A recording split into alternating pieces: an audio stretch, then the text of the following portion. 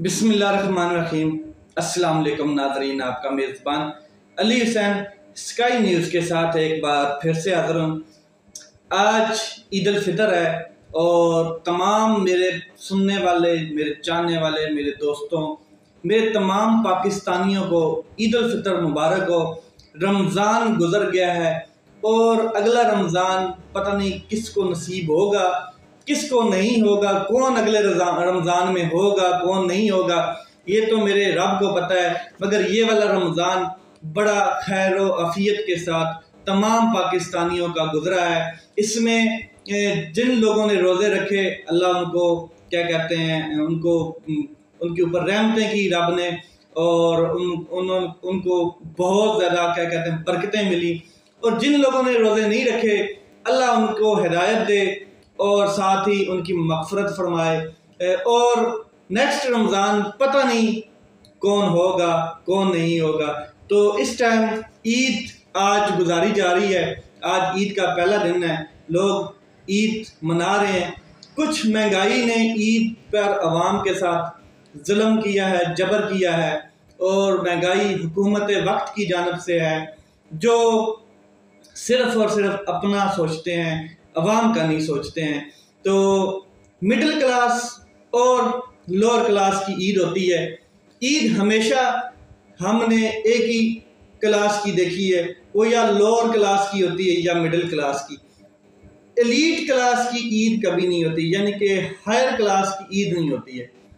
आपको लगता है कि आज एलीट क्लास भी ईद मना रही है, तो ये आपका भरम है, ये आपका क्या कहते हैं वहम हो सकता है, मगर ऐसा नहीं है। क्योंकि एलीट क्लास की ईद हर रोज़ होती है। एलीट क्लास जो है उसने पाकिस्तान में रह के ईद क्यों मनानी है? मतलब फॉर एग्जांपल आज उसने ईद क्यों मनानी है? वो कल लास्ट रमज़ान को भी ईद मना रहा था, वो उससे पहले 30 रमज़ान रोज़ों में भी ईद मनाई उसने। हो सकता है उसने उम्रे में जाके ईद की हो। अपनी जो फैसिलिटीज़ उसके पास होती हैं, उसका हर रोज़ एक ईद का रोज़ होता है। वो दुबई में जाके ईद मनाएगा, वो यूरोप में जाके ईद मनाएगा, वो उसका हर रोज़ यूरोप में ईद है, हर रोज़ दुबई में ईद है। वो स्कैंडिनेविया कंट्रीज़ में जाके ईद मनाएगा, वो यूरोपियन कंट्री में ईद मनाएगा। ईद होती है एलीट क्लास की नहीं, ये आपका वहम है। ईद सिर्फ और सिर्फ लोअर क्लास की होती है और मिडिल क्लास की होती है, जो छोटी छोटी ख्वाहिशात, जो छोटी छोटी चीज़ों को परो रहे होते हैं अपनी खुशियों के लिए, और उनके ऊपर क्या कहते हैं खुश हो रहे होते हैं। छोटे छोटे खिलौने लिए, कपड़े लिए, छोटे खाने खाए और इंजॉय किया, फैमिली के साथ बैठे, गपशप लगाई, और ज़्यादा से ज़्यादा घूमने चले गए तो किसी पार्क में चले गए। उन लोगों की ईद होती है। और आज के दौर में जो ये एक साल गुजरा है, जिसने इम्पोर्टेड हुकूमत ने हमारे ऊपर मुसल्लत हुई जब से, और उसके बाद ये पहली हुकूमत है, इम्पोर्टेड हुकूमत के साथ हमारी पहली ईद है। तो इस ईद ने अवाम को 14 तबक रोशन कर दिए, क्योंकि महंगाई का वो सैलाब आया कि जो सफ़ेद पोश इंसान है वो भी बर्दाश्त नहीं कर पा रहा। जो लोअर क्लास होता है वो तो उसको पता होता है, लोगों को भी पता होता है कि यार ये मांग सकते हैं, इनको दिया जा सकता है, ये मुस्तहिकीन है, इनका हक बनता है, इनको दें। लेकिन जो मिडिल क्लास में सफ़ेद पोश लोग होते हैं, वो लोग जो होते हैं वो कभी भी क्या कहते हैं मांगते नहीं हैं, कभी भी किसी को अपने दुख दर्द नहीं बताते हैं कि हमारे चूल्हे में आज आग है, हमारा खाना है हमारे टेबल पे या नहीं है। तो सफ़ेद पोश लोग आपके आसपास ही होते हैं, सिर्फ उनकी फीलिंग्स को आपने समझना होता है। मैं आज के जो दिन का पैगाम है वो मैं आपको यही दूंगा कि अपने इर्द गिर्द लोगों को देखें और पहचानें, और अपने हमसायों को देखें, क्या उनके पास खाना है, क्या वो ईद मना रहे हैं, क्या वो अच्छे कपड़े पहन के बैठे हैं, क्या वो उनके बच्चे कुछ खा रहे हैं, या वो घर से बाहर ही नहीं निकल रहे। और इस शर्म से और इस मतलब के मलाल में कि उनके पास अच्छे कपड़े नहीं हैं, अच्छे जूते नहीं हैं, तो उनका भी ख़ास ख्याल रखें। ये अल्लाह ताला ने अगर आपको दिया है तो उसमें सिर्फ आपकी फैमिली का हक नहीं दिया है कि आपकी फैमिली के लिए दिया, बल्कि आउट ऑफ फैमिली भी दिया है आपको। अल्लाह ताला ने और बेतहाशा दी है, उसमें मुस्तहिकीन का हक भी है, हमसायों का हकूक उसमें बहुत ज़्यादा है, हुकूकुल बाद है, ये सारे हकूक आप समझें। तो खैर मेरे से ज़्यादा आप ये चीज़ें जानते हैं, सिर्फ और सिर्फ बताने का मकसद ये है कि एक बार दरवाज़ा खटखटाना होता है, बताना होता है कि जो लोग सो रहे हैं वो जाग जाएं, ठीक है।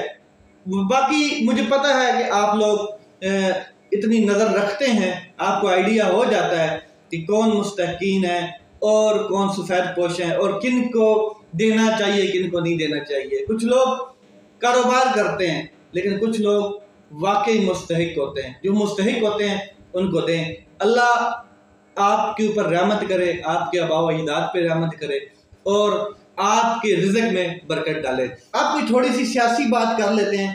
तो बड़ी अहम खबर है ज़राए से हमें मिली है, वो ये है कि हुकूमत के नुमाइंदों और पाकिस्तान तहरीक इंसाफ के नुमाइंदों की मुलाकात तय पा गई है, दिन तय पा गया है। और वो दिन है जी 26 अप्रैल। 26 अप्रैल को जो मुज़ाकरात की एक टेबल सजने जा रही है, जो कहा जा रहा है ज़राए से, वो ये है कि 26 अप्रैल को ये बैठने जा रही है। दोनों तरफ से इनकी कमेटी, दोनों तरफ से अराकीन होंगे, सीनियर अराकीन, सीनियर नुमाइंदे, बोथ ऑफ पार्टीज, ठीक है। तो मेन चीज आपको बता दूं कि अभी तक इलानिया कोई नहीं जारी किया गया, दोनों फरीकैन की तरफ से तस्दीक नहीं की गई है। अलबत्ता ज़राए कह रहे हैं कि 26 तारीख जो है बड़ी इंपॉर्टेंट है, क्योंकि 27 तारीख को तो सुप्रीम कोर्ट ऑफ पाकिस्तान ने अपनी क्या कहते हैं बात मनवानी है या अपना फैसला कोई देना है या आगे का लाया अमल जारी करना है। 27 इज फाइनल, लेकिन 26 को ये बैठने के लिए लगता है कोई टेबल सजाई जा रही है, एक चीज। दूसरा सबसे जो अहम चीज है वो ये है कि ये मुलाकात जो है ये कोई संजीदा मुलाकात नहीं होने जा रही। ये जो मुज़ाकरात की टेबल सजाई जाएगी, इस मुलाकात को नुमाइशी मुलाकात कहा जा सकता है। एक उसकी रीज़न ये है, ये एक आप एक टोकन समझ लें, यानी कि टोकन बयाना जिसे कहते हैं, ये टोकन समझ लें, टोकन टाइप मुलाकात है। और ये मुलाकात सिर्फ सुप्रीम कोर्ट ऑफ पाकिस्तान को दिखाने के लिए कि हम मुज़ाकरात के लिए तैयार थे, हम रस्ते हमार कर रहे हैं, पीडीएम की जानब से, खास करके हुकूमत वक्त की जानब से, मरासला हुकूमत की जानब से, इम्पोर्टेड हुकूमत की जानब से ये एक नुमाइशी मुलाकात की जा रही है। बाकी आपको खबरों के जरिए सारी चीज़ें समझ आ रही हैं कि कौन क्या चाहता है। मौलाना फजलुर रहमान किधर अपनी सुई उड़ाई बैठे हैं, पीपल पार्टी क्या चाहती है, JUI क्या चाहती है, इनके आपस में क्या इख्तलाफात अब बनते जा रहे हैं, नून लीग किधर फंसी हुई है, सब आपको पता है। सिर्फ और सिर्फ ये एक मुलाकात है क्योंकि सुप्रीम कोर्ट ने एक चांस दिया है। लेकिन इसके ऊपर भी मैं बात करता हूं थोड़ी सी। अब इस मुलाकात में एक मुलाकात होगी, इसका नतीजा कोई नहीं निकलना है। उसकी रीजन है पीडीएम कोशिश करेगी कि किसी तरीके से पाकिस्तान तहरीक इंसाफ को उस डेट के ऊपर लाया जाए जो इलेक्शन कमीशन ने डेट दी है और इन्होंने दिलवाई है, वो है 8 अक्टूबर की। उसके करीब करीब लाया जाए ताकि सारे इलेक्शन इकट्ठे हो जाए। पाकिस्तान तहरीक इंसाफ कोशिश करेगी कि इनको किसी तरीके से 14 मई के इर्द गिर्द लाया जाए, अगस्त में या मई में क्या कहते हैं इनको लाया जाए, ताकि तमाम इंतखाबात इकट्ठे करा दिए जाए। ये कोशिश होनी है दोनों की तरफ से। अब दोनों में डेडलॉक है, वो इनकी बात नहीं मानेंगे, ये उनकी मानेंगे नहीं। हकीकत में जो चीज़ें हैं वो आपको पता है कि डेडलॉक बहुत तगड़ा है। डेडलॉक ये नहीं कि फर्स्ट टेबल मीटिंग पे इनका काम क्लियर हो जाए ना, ऐसे ये लोग नहीं है और इतने इनके पास डिसीजन विल भी नहीं है कि ये इस किस्म का डिसीजन ले लें।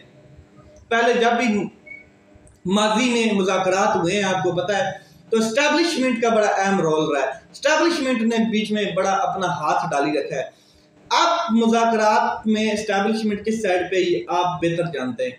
तो अब 70 सालों से जो एस्टैब्लिशमेंट ने इनको क्या कहते हैं डिसीजन नहीं लेने दिए, इनको पावर डिसीजन नहीं दिए ताकतवर लोगों ने, तो ये सियासतदान इतने अब विजडम नहीं रखते हैं, इतनी पावर नहीं रखते हैं कि फौरी एक ही मुलाकात में कोई डिसीजन ले पाए।